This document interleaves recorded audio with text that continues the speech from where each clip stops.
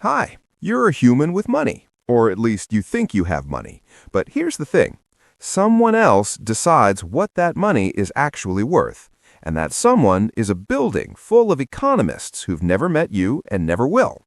They're called a central bank, and they control your financial life more than your own willpower ever could. Let's start simple. Why does your coffee cost more this year than last year? Inflation. That's when prices go up across the board, not because coffee got rarer or better, but because money got cheaper. More accurately, there's more of it floating around chasing the same amount of stuff. Remember supply and demand? Well, if everyone suddenly has more money, but there's still the same number of phones, cars, and avocado toasts, sellers just raise prices, because why not? You'll pay it. That's inflation. Your money didn't disappear, it just buys less. Congratulations, you got poorer without spending a dime. So who's in charge of not letting that spiral into Zimbabwe 2008 territory? Central banks. In the US, that's the Federal Reserve, aka the Fed. In Europe, the European Central Bank. In the UK, the Bank of England.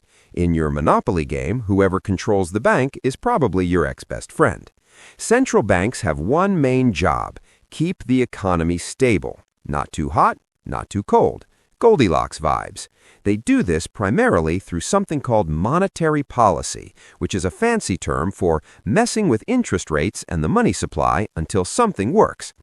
Here's how it actually affects you. Let's say you want to buy a phone. Not outright, because who has $1,200 just lying around? So you buy it on EMI. That's equated monthly installments. Basically, you borrow money, pay a little each month, plus interest. Interest is the price of borrowing. If the interest rate is 8%, you're paying an extra 8% over time for the privilege of not waiting. Annoying, but manageable. Now, let's say the central bank raises interest rates. Suddenly, your loan costs 12%. Same phone, same contract, but now your EMI goes up. You're paying more every month for the exact same thing. Why did this happen? Because the central bank decided the economy was overheating. Too much spending, too much borrowing, prices rising too fast, so they cranked up interest rates to cool things down. Higher rates make loans expensive. Expensive loans mean people borrow less. Less borrowing means less spending. Less spending means demand drops. Demand drops, prices stabilize. Inflation tamed. Economy saved. Your wallet, however, is now crying. But wait, there's more. Higher interest rates don't just hit borrowers. They also affect savers. If you've got money in a savings account, higher rates mean the bank pays you more interest. Sounds great, right? Free money for doing nothing. Except it's not that simple, because while you're earning 6% on your savings, inflation might be running at 7%, so you're still losing purchasing power. You're just losing it slower. Yay! Let's go back to that phone. Scenario 1. Interest rates are low, let's say 6%. You buy the phone on EMI. Your monthly payment is $10,500. Totally doable. You're happy, the phone company is happy, the bank is happy, everyone's spending. The economy is humming. Scenario 2. Central bank raises rates to 10% because inflation is getting spicy. Now your EMI jumps to $11,200. Same phone, same contract, but now you're paying $700 more per month. Over 12 months, that's $8,400 extra, just because some committee in a marble building decided the economy needed a timeout. And it's not just phones. This affects your car loan, your home loan, your credit card debt, your business expansion dreams, everything. If you've got a variable rate loan, meaning the interest rate can change, you're especially screwed, because when the central bank moves, your EMI moves with it. Surprise, you're poor now. But why do central banks raise rates in the first place? Control inflation. See, inflation is like a slow-motion fire. A little bit is fine. Actually, it's healthy. Most central banks target around 2% inflation per year. That keeps money moving, encourages spending and investment, and prevents deflation, which is when prices fall and everyone just waits to buy stuff cheaper later, killing the economy softly. But too much inflation? That's when your money becomes wallpaper. Wages can't keep up. Savings evaporate. People panic, riots happen, governments fall, it's bad. So central banks step in early. They raise interest rates to make borrowing painful, which slows spending, which cools demand, which stops prices from spiraling. Lowering rates does the opposite. If the economy is sluggish, unemployment is high, and no one's spending, central banks cut rates. Cheaper loans mean more borrowing. More borrowing means more spending. More spending means businesses grow. Growth means jobs. Jobs mean income.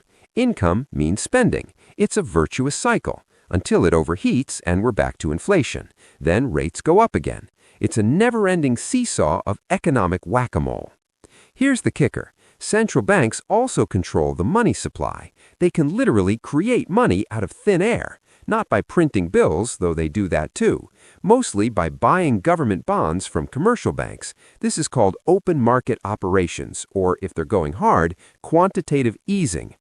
When central banks buy bonds, they pump money into the banking system.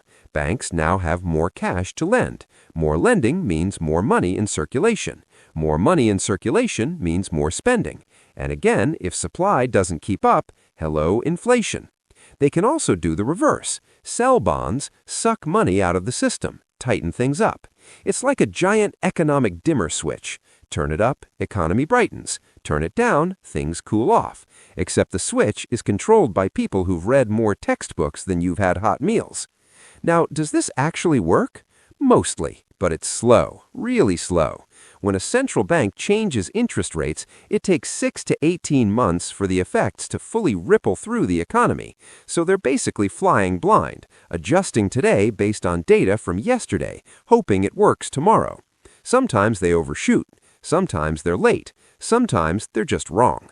And here's the thing. Central banks are supposed to be independent, meaning politicians can't just call them up and say, hey, lower rates so I win the election. That independence is crucial because if governments controlled the money printer directly, they'd print until the economy exploded. Every politician wants growth and jobs right now. Central banks are the boring adults in the room saying, no, we need to think long term. But independence has limits. Central banks are still made of humans, humans with biases, blind spots, and sometimes ties to the very banks they're supposed to regulate.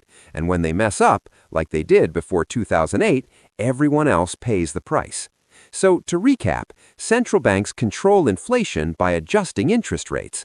Higher rates make borrowing expensive, cool the economy, and tame inflation.